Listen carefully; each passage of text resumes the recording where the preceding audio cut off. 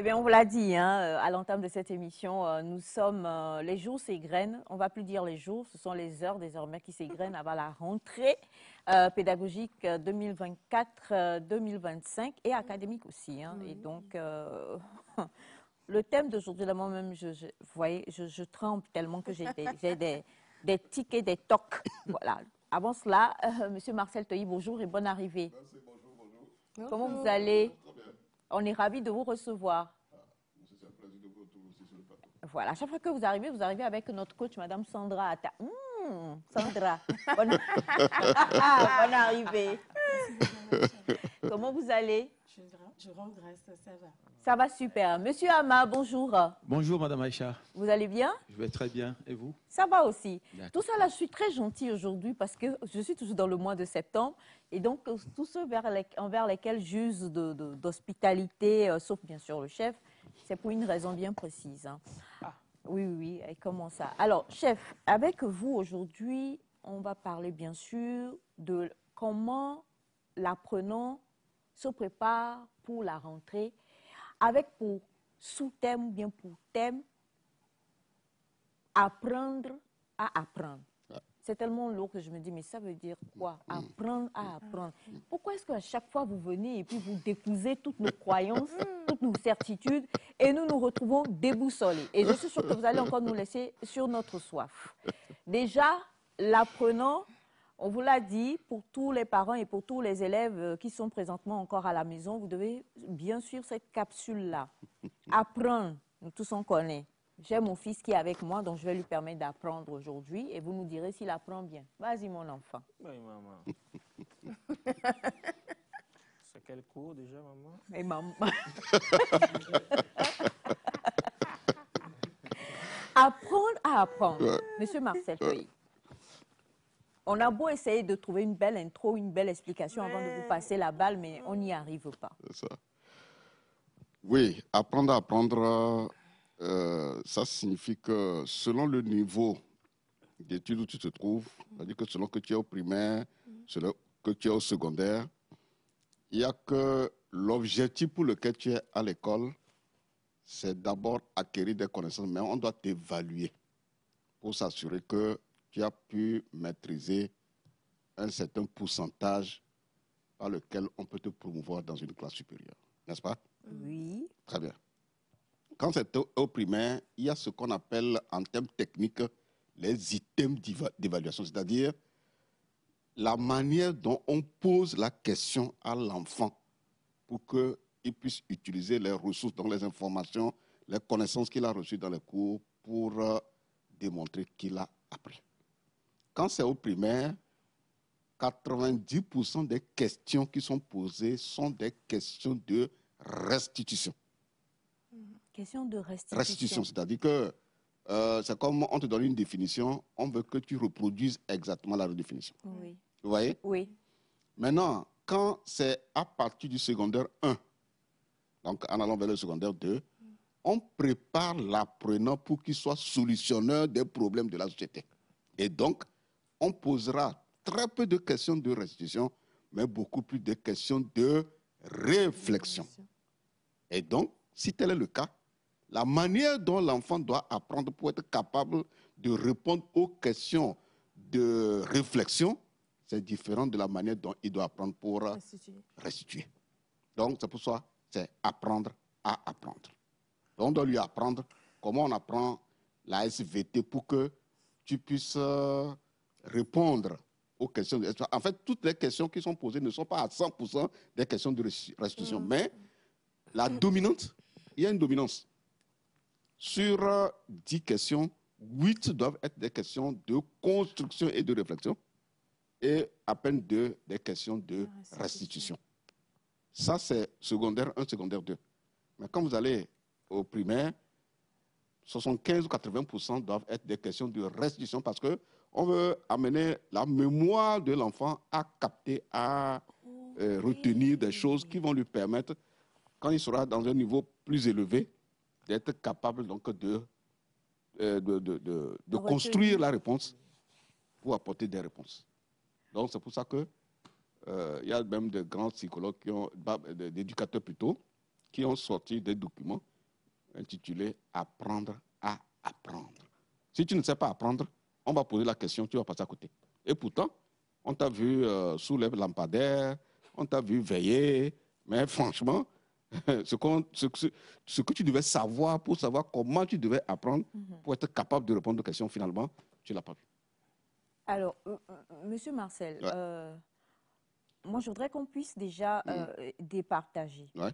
On comprend que quand on est au primaire, Ouais. l'enfant est, désolé pour ce que je vais dire, est peut-être une page vierge. Ouais. Et c'est le maître ou la maîtresse ou enfin le teacher qui va maintenant inscrire cette manière d'apprendre dans la mémoire de l'enfant. Ouais. C'est ça? Ouais. OK. Par les questions qu'il pose, tu comprends qu'on veut l'amener à... puisque comme tu l'as dit, la mémoire étant vierge, il faut qu'on fasse juste asseoir et qu'on teste sa mémoire pour voir s'il est capable de rendre exactement ce qu'il a appris. Donc, nous qui échouons là, ça veut dire qu'on n'a pas vraiment... Non, en fait, il y a plusieurs facteurs qui expliquent l'échec. Oui. L'un des facteurs, c'est que vous ne savez pas apprendre. Donc, apprendre à apprendre, là, ça vous a échappé. C'est la faute à qui? C'est la faute, en principe, c'est la faute à l'institution scolaire. C'est-à-dire que dans la formation des enseignants, on doit leur montrer comment on formule les questions pour amener l'enfant, selon le niveau, à pouvoir construire la réponse. Mais si on n'a pas formé l'enseignant de telle façon, quand il va formuler les questions lors des évaluations, il va amener les enfants à passer à côté de la plaque. Donc la faute est à l'institution. Ce n'est pas à l'enfant, donc à l'apprenant, ni naturellement aux parents. Donc c'est pour ça que c'est important que dans le plan de formation des enseignants, que ça ne soit pas seulement la méthodologie, la déontologie qu'il faut apprendre à l'enseignant, mais on doit lui apprendre également les items d'évaluation, c'est-à-dire comment on pose les questions pour que l'enfant soit capable de rendre ce que vous voulez. Si tel n'est pas le cas, eh bien c'est l'institution qui est en faute. Et donc c'est l'institution qui a fait échouer les enfants. C'est pour ça qu'il est important de procéder en chaque fin d'année ou bien à chaque évaluation à l'analyse des résultats. L'analyse des résultats démontre que l'enseignant a mal posé peut-être les questions ou qu'il a des faiblesses lui-même dans certaines matières que lui-même il dispense. Monsieur Marcel, dans tout ça, l'enfant, lui, n'a... Jusque-là, l'enfant n'a pas encore... La responsabilité de l'enfant n'est pas encore engagée. Non, là, on parle du primaire. C'est pourquoi il y a plusieurs facteurs qui expliquent. Mais le facteur dominant vient de l'institution. Si vous voulez que les enfants réussissent à 100%, il y a un dispositif de formation des enseignants, il y a un dispositif ou un mécanisme, disons, une façon d'accompagner les enseignants à bien formuler les questions. Si vous ne savez pas le faire, eh bien, vos enfants iront à l'examen. Mais... Les enfants dont les enseignants savent comment on évalue, ont préparé leurs enfants à cela. Et donc, eux, ils vont réussir. Mais toi, tes enfants qui ont passé le même examen national, eh bien, la plupart vont échouer. D'accord. C'est lourd. C'est lourd. Je vous l'ai dit, c'est vraiment lourd. Donc, ça veut dire que les professeurs doivent avoir des formations. Impératif. Je vais appuyer par un exemple. Prends les élèves qui sont au secondaire 2.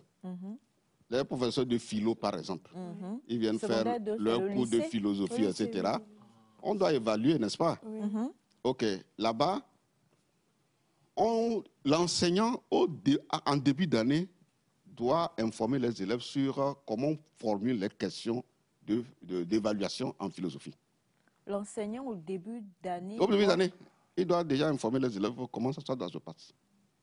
En début d'année, après avoir fait l'apologie de sa matière, c'est-à-dire l'historique, etc. Là, le deuxième élément, c'est de leur montrer, de les informer sur l'architecture de l'épreuve de philosophie. OK. Tu vois, non? Et donc, là, les enfants ont ça en mémoire.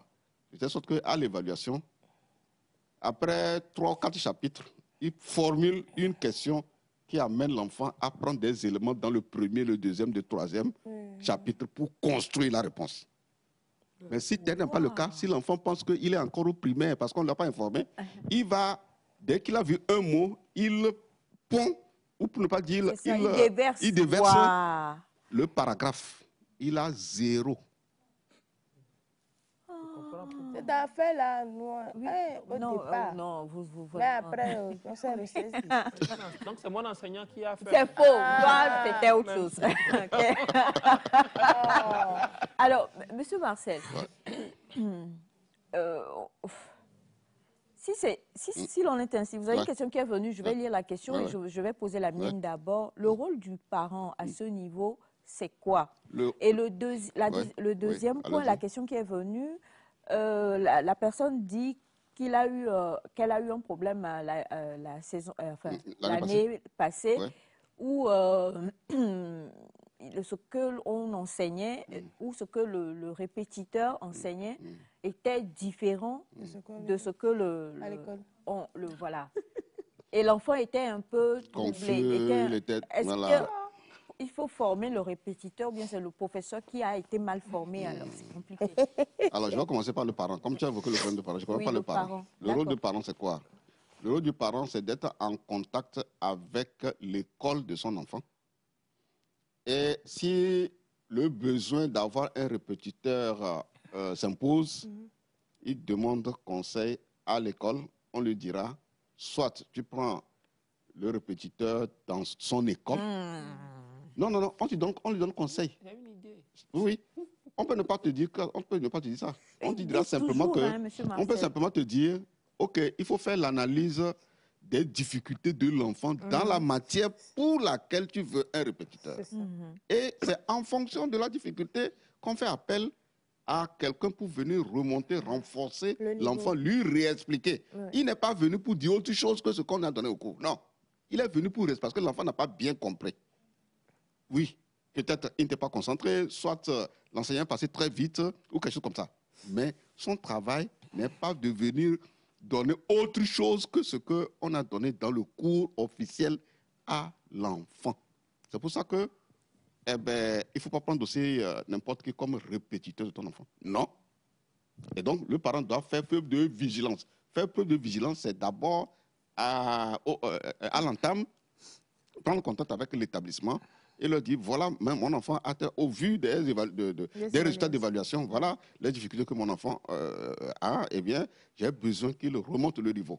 Et donc, quels sont vos conseils à me donner pour que je puisse trouver un répétiteur qui puisse venir renforcer mon enfant? Le répétiteur, si par exemple l'enfant est en 6e, le répétiteur peut être un élève de 3e.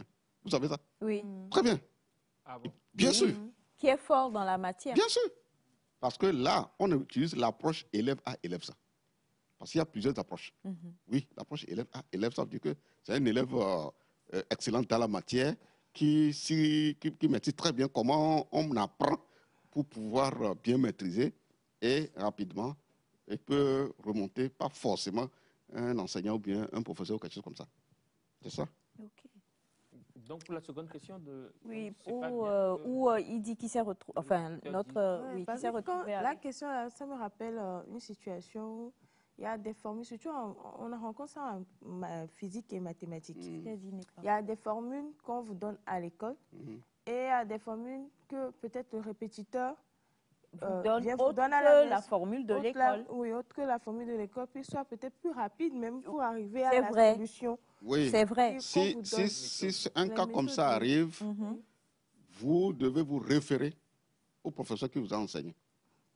C'est lui qui doit confirmer si ce que l'enseignant est venu vous montrer, est-ce que c'est utilisable à des fins d'évaluation. Des fois, même, Mais si ce que le répétiteur a montré à la méthode du répétiteur à la maison est meilleur que celui qui doit confirmer que c'est meilleur, c'est celui qui a enseigné, parce que c'est lui que l'institution a mis à la disposition de l'élève dans l'établissement. Mais s'il a des tares, désolé pour le mot, s'il a des tares et des couacs et que peut-être... Il peut pas forcément dans son établissement, il peut voir un autre professeur ou bien un autre enseignant dans une autre établissement pour se confronter. Il peut confronter. Parce que s'il n'est pas rassuré, il doit confronter avec plusieurs intervenants. Monsieur Marcel, il y a de cela quelques jours, on en a parlé sur le plateau, les professeurs n'aiment pas que les élèves viennent les Non, ça c'est un manque d'humilité intellectuelle. Ah. C'est un manque Voilà d'humilité les vrais intellectuelle mots. et un bon enseignant ne doit pas se comporter comme ça. Il doit être ouvert aux critiques constructives et se dire, mais tiens, je vais voir, mais je vais analyser en confrontant avec ce que j'ai dans le pouvoir. Est-ce que franchement, Ça passe moi-même, ou pas? j'avais à apprendre encore ou non? Mais oui, bien sûr, c'est pour ça qu'on demande aux enseignants de ne pas tout de suite dire que si les évaluations dans ma matière ne sont pas bonnes, eh bien, c'est l'élève. Non, c'est toi qui dois te remettre en cause d'abord pour voir ta méthodologie pour capter les enfants. Est-ce que vraiment ça a été passe. bénéfique pour les enfants? C'est cela? Oui, C'est ça un ah, bon non, enseignant. là. C'est pourquoi on dit un bon enseignant, c'est celui qui sait intéresser l'élève à sa matière et se rendre intéressant.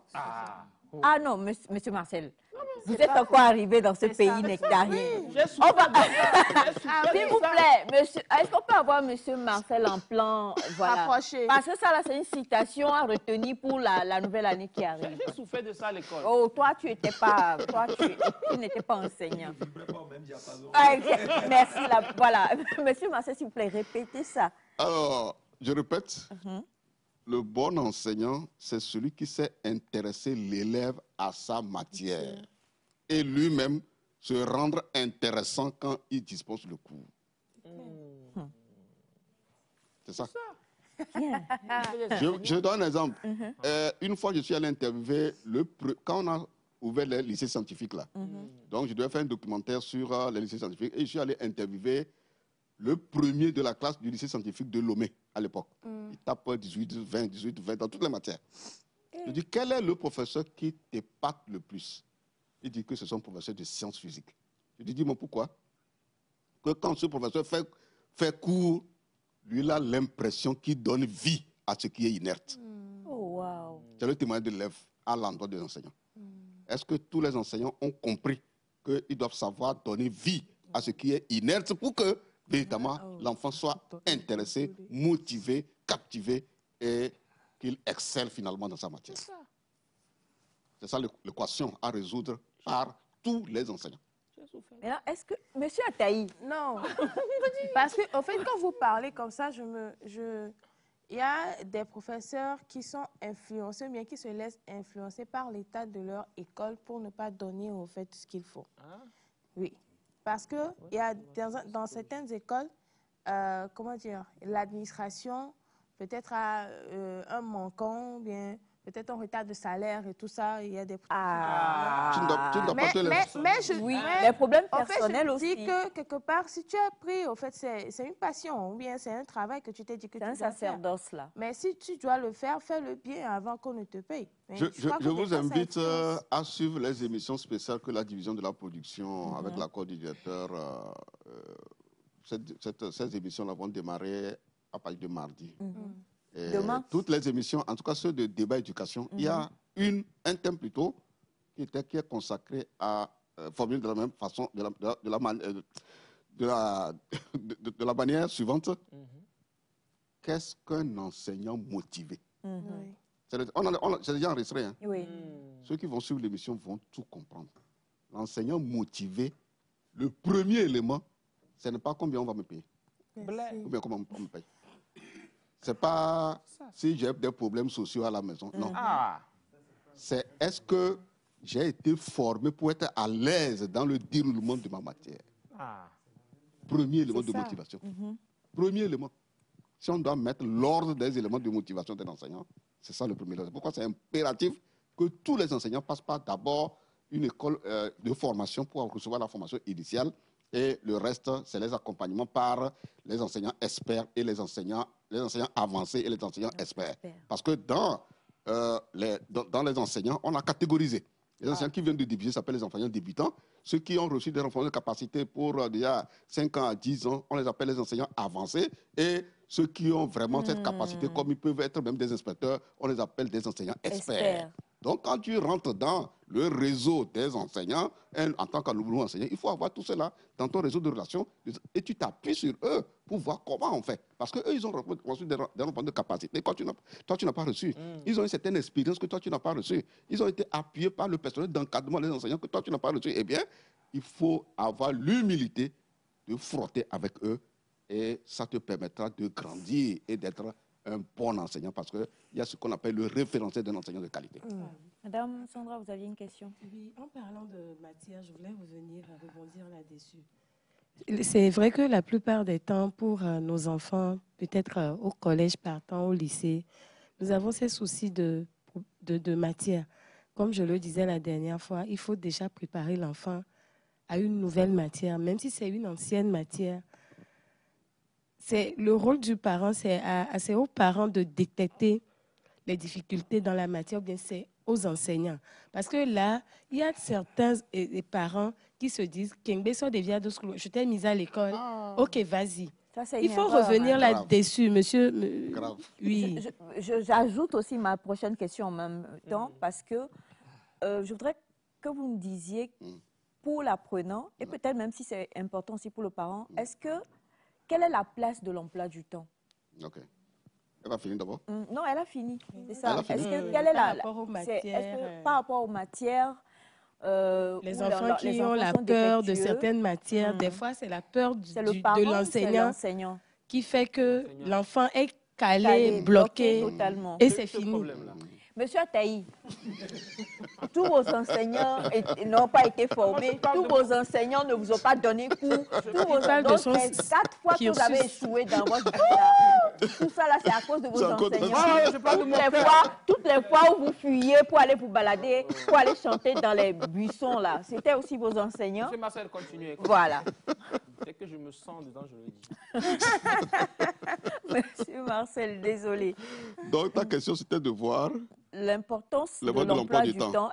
Et qui doit s'en préoccuper, l'apprenant ou l'enfant ou l'enseignant ou le parent? Il faut d'abord initier l'enfant très tôt qu'une vie scolaire doit être programmée, et que dans sa programmation, il doit avoir les heures de révision, les heures de discussion avec le parent sur ce qu'il a appris, des heures... Sur ce qu'il a appris? Bien sûr. Oui. Non, attendez.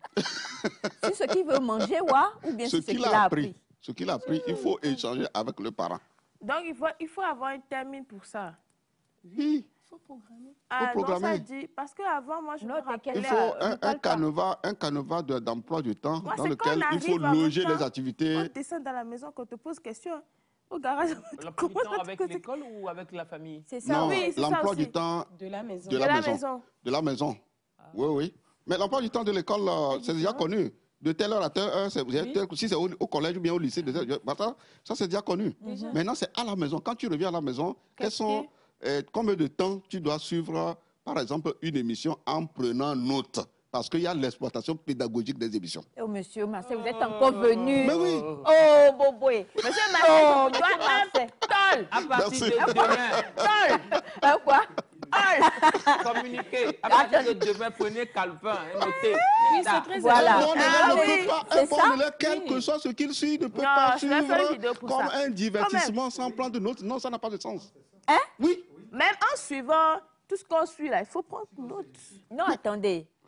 C'est-à-dire qu'il reste encore quelques jours. Donc, peut-être qu'on peut vouloir faire plaisir à l'enfant et l'emmener au cinéma. Ouais. S'il va au cinéma, il va avec un calepin et un...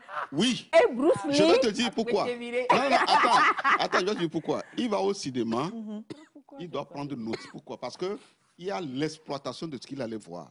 La première exploitation, c'est le divertissement. Il allait meubler son temps, il allait un peu rigoler, et puis il allait voir les acteurs. Ça, c'est la première exploitation.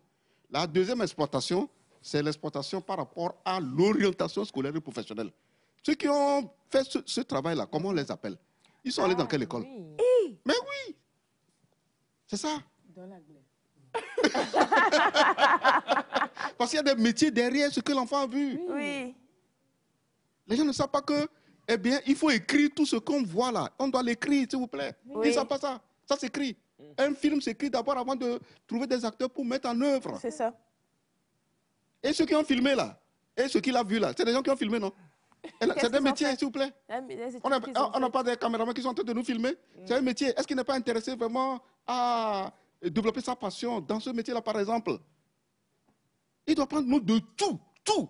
Et discuter maintenant avec les parents et s'associer peut-être les spécialistes pour leur montrer les voies pour devenir ce que... Si ça l'ambitionne, ça le passionne de concevoir aussi des choses pour que les gens aussi viennent voir. Les gens ont fait, lui est venu voir, non?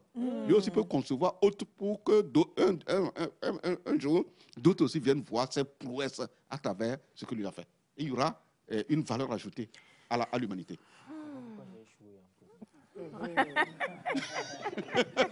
Pour toi, là. Je rappelle que vous n'aviez même pas de cahier. Pour confirmer ce que M. Marcel dit. Non, ne mentez pas. Madame, non. Moi, j'étais en stage quelque part dans une société où ils nous ont envoyé suivre un film. Et le travail qu'on a demandé, en fait, c'est de retracer le film, de sortir les éléments importants et tout, et pour venir faire un rapport. Voilà. Moi, quand on a dit, moi, j'ai trouvé ça bizarre. Mais après, quand je suivais le film, il y avait tellement d'éléments à mettre. Voyez, il a sorti un mot pour venir faire un rapport. Un rapport, oui, c'est ça. Il faut apprendre aux enfants à faire un rapport. Il y a ce qu'on appelle, un module de formation qu'on appelle les rapports circonstanciés. C'est-à-dire que selon ce que tu as vu, dépend le canevas du rapport. Supposons qu'un élève est venu suivre votre émission. Il doit sortir le rapport de ce qu'il a suivi par rapport au canevas adapté à cette émission. Si c'est un atelier, c'est un canevas de rapport adapté. Donc c'est pour ça qu'on les appelle les rapports circonstanciés. Selon les circonstances, dépend le canevas de rapport. Et donc, il est allé vu le film dont tu parles là, mais il doit produire un rapport. Wow. Oui. Ça lui permettrait de faire... Apprendre à rédiger un rapport. Il va apprendre à rédiger un rapport. Il doit apprendre à utiliser le dictionnaire. Il doit apprendre à... Il va se cultiver finalement. Et un beau jour, il sera un très bon écrivain. Et quand il sera à un niveau de responsabilité, il saura comment on produit un rapport aussi. Voilà, parce qu'un rapport bien structuré n'est pas comparé avec une lettre que tu envoies à quelqu'un. Ça, c'est clair. Ah oui, c'est ça. Madame Aïcha. Alors, justement, quand vous parlez, donc quand on parle de cet emploi du temps-là, c'est-à-dire que on laisse, par exemple, la rentrée le 16, donc l'enfant va peut-être la première semaine, le temps de prendre ses marques, de connaître son emploi du temps, et revient faire son emploi du temps, ou bien fait ça avec le parent. Il doit faire ça avec le parent. Il doit faire ça avec le parent, parce qu'aujourd'hui, il faut amener le parent à être proche de son enfant par rapport à ses études. Et donc, le parent doit savoir ce que l'enfant va apprendre là-bas et de quoi il aura besoin, voilà, pour compléter son éducation, sa formation. Il y a ce qu'on appelle les compétences de vie courante. Vous voyez, savoir écrire un rapport là, on n'apprend pas ça à l'école. Non, ça c'est une compétence de vie courante. Vous voyez, et donc, et les divertissements sains. À quel moment il faut mettre, pourquoi c'est important de mettre des divertissements sains dans ta programmation? C'est important, il faut aussi insérer ça dans le programme. Et maintenant, veiller à produire un rapport peut-être mensuel du niveau de mise en œuvre de ton rapport, de ton emploi du temps. Est-ce que tu as réussi vraiment à exécuter les activités planifiées dans l'emploi du temps? Et pourquoi tu n'as pas pu? Quelles sont les difficultés auxquelles tu es confronté? Parce que dans ta vie courante de demain, c'est ce à quoi tu seras confronté. Et c'est maintenant que tu dois l'apprendre. Tout est éducation. Tout est éducation, s'il vous plaît. La deuxième question pour les matières, justement, la question posée par Mme Sandra, qui se charge de ça? Est-ce que c'est le professeur? Est-ce que c'est le parent? Est-ce que c'est le parent qui vient voir le professeur pour dire, la direction peut-être de l'école, de l'institution, pour dire, je cherche le prof de maths de telle classe, mon enfant est là-bas, surveillez-le parce qu'il a des lacunes? Tout dépend du niveau de l'enfant. Si l'enfant est au primaire, l'idéal, c'est qu'il soit accompagné par le parent pour aller discuter avec le ou les professeurs des matières de difficulté de l'élève. C'est ça, les matières de difficulté. Tu dis bien les matières de difficulté parce que ce n'est pas une affaire de prendre répétiteur pour répétiteur, non. Voilà. Si l'enfant même se débrouille bien et il a des moyennes de bonnes moyennes dans les matières, ce n'est pas la peine de prendre les répétiteurs. Il sait comment on fait pour monter le niveau rapidement. C'est ça? Maintenant, s'il est au secondaire, il faut apprendre à l'enfant à être un responsable très tôt. Merci. Il faut responsabiliser l'enfant. Il ne faut pas faire le gendarme derrière l'enfant partout. C'est le parent qui doit l'accompagner. Non. Le détachement doit commencer. Le détachement doit commencer. Délivrance. Voilà. Et donc, il envoie l'enfant lui-même. Il n'a qu'à aller d'abord. Il te rapporte par un rapport écrit. Monsieur. Quand monsieur est là, je suis très contente, quoi. J'adore. OK. Il ne veut pas qu'il vienne bavarder. En dehors du rapport oral, il doit te donner un rapport écrit. Ça te permet de savoir est-ce qu'il a bien pris note des informations qu'on lui a données? Parce que pour produire un rapport, il faut savoir prendre note aussi. Hein. Oui, il y a ce qu'on appelle les techniques de prise de notes.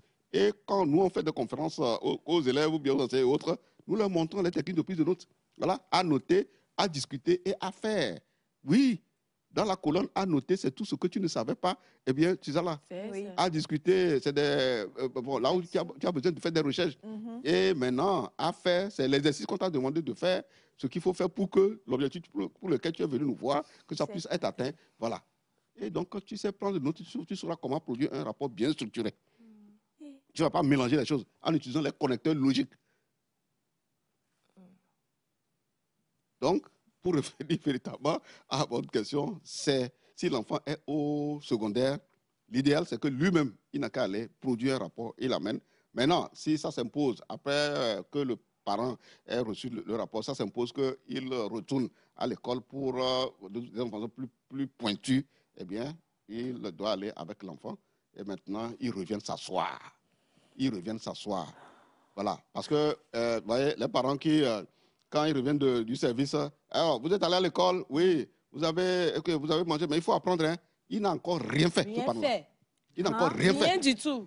Au moins, il a demandé. Non. Il n'a encore rien fait.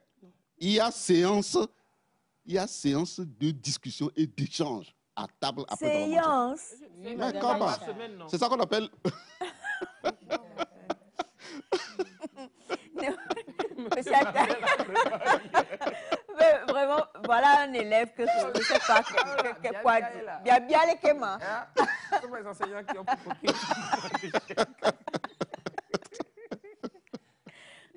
Non, mais oui. Tous les jours. Oui, il y a différents cours tous les jours. Il mange tous les jours, mais il ne mange pas tous les jours. Après avoir mangé pour avoir les calories, là, il faut utiliser les calories que tu as glucinées, là. Il faut utiliser les calories pour que l'intellect véritablement soit bien nourri. Et pour nourrir l'intellect, il faut s'asseoir. Même si c'est 10 minutes, c'est pas, quand on dit séance, ce n'est pas forcément d'avoir 1 heure de temps d'échange avec le parent. Non, pas forcément. Tout dépend de la teneur du sujet. Oui, ça peut être juste 15 minutes d'échange. Alors, et comment ça s'est passé aujourd'hui à l'école? Vous vous asseyez, hein, ce n'est pas debout, il faut faire. Non. Voilà. Est-ce que tu as une difficulté particulière? Est-ce que si tu attends de moi, l'enfant sentira la présence de parents à ses côtés? C'est de ça qu'il est question. Et maintenant, on termine peut-être, comme on est à la veille de la rentrée, aujourd'hui, il faut qu'on ait des élèves qui sachent, qu'on apprenne à qui on doit apprendre ce qu'ils sont venus chercher à l'école. Ce que tu es venu chercher à l'école, il faut demander à la rentrée aux professeurs, de faire l'apologie de leur matière. Parce que les élèves viennent s'asseoir seulement comme ça là. Non, il faut des élèves qui aient un esprit critique et constructif. Et qui soit aussi une force de proposition aux enseignants. Ce que les enseignants n'ont pas l'habitude de faire, les élèves ont le devoir de le réclamer. Ils doivent réclamer quoi? Le contrat social. Ils doivent réclamer quoi? Le contrat didactique. Le contrat social, qu'est-ce que vous, enseignants, vous devez faire pour que nous, élèves, eh bien, nous puissions véritablement réussir? Tu ne dois pas violenter, quelle que soit la forme de violence, tu ne dois pas violenter, aucun enfant dans cette classe. Et c'est écrit, non, sur blanc, ça c'est le contrat social de la classe. Si c'est au collège ou au lycée, monsieur, vous ne devez pas faire la cour à aucun élève ici. C'est écrit. Si vous êtes en retard, vous devez nous expliquer. Oui. L'habillement, il faut que vous ayez un habillement décent. Tout est écrit, contrat social. Je vous dis, les enfants doivent réclamer ça. Et maintenant, le contrat didactique, c'est par rapport à la performance dans les matières. Alors, comment vous devez fonctionner pour que, dites-nous, comment vous comptez fonctionner pour que nous, on soit intéressés par votre matière et que nous performons, qu'on excelle dans votre matière? Livrez-nous le secret. Oui. C'est de ça qu'il est question. Il faut que les donnes changent, s'il vous plaît. Mais Monsieur Marcel, vous pensez sincèrement parce que on va pouvoir, en tant qu'élève, poser ce genre de questions? Ils ont le droit. Le droit à l'éducation, ce n'est pas d'aller prendre son sac et aller à l'école. Ce n'est pas seulement ça. Le droit à l'éducation, c'est d'aller à l'école, mais de réclamer d'autres aspects qui rentrent dans le droit à l'éducation. Moi, j'ai réclamé ça une fois. Ils doivent réclamer. À moins qu'ils ignorent, ils ne savent pas qu'ils doivent le réclamer. C'est pourquoi il faut apprendre aux gens à réclamer leurs droits. C'est ça. Ce n'est que la première partie. Hein. On va retrouver M. Marcel avant la fin de cette semaine. Soyez rassurés pour toutes vos autres questions et pour tous vos messages. Je vais juste vous lire ce message qui dit « Bonjour Nectar, très bon thème qui est sur le plateau. Apprendre à apprendre pour dire encore comment se prendre, se préparer pour débuter l'école, comment emmener l'élève à s'imprégner, s'impliquer aux concepts qu'il attend au niveau ou au cycle dont il fait face. Tout comme l'élève ou l'enseignant peut avoir des connaissances, mais si on ne lui apprend pas comment transmettre, il ne saura pas le faire. Donc, il faut apprendre à apprendre. Salutations grandissimes à vous, Monsieur Marcel, de la part de Monsieur Nestor Badabo, qui est enseignant à l'EPP Napi Tcheka de Dankpen. Ah, merci. Au moins là-bas, vous vous souvenez. Monsieur Marcel, je voudrais juste, demain, là, on a la première série d'émissions qui commence, n'est-ce pas? À quelle heure? À 21h avec la santé sur la détection des pathologies chez l'enfant. Parce que si on ne détecte pas très tôt, eh bien, vous allez voir que l'enfant ne pourra pas suivre, il ne peut pas regarder, etc. Donc, c'est très tôt, il faut détecter. Donc, c'est ma collègue Olive de Santé d'abord qui va aborder ce thème spécial rentrée scolaire. Voilà. Merci beaucoup, Monsieur Marcel, d'être venu encore. Comme toujours, aujourd'hui, on est traumatisé, mais ce n'est pas grave, on prend ça comme ça. Je ne dis pas avec un cœur. Et on vous souhaite déjà un très bon début de semaine, ainsi qu'à vous, très chers amis téléspectateurs. Monsieur Jacques Ekoulou était donc à la tête de l'émission aujourd'hui. Merci infiniment à tous et surtout aux sages. Bachana, on dit, Bachana, tu es Dieu. Si tu es Dieu, c'est que je suis quoi? Voilà, that's the question. Bye bye. À demain. Merci.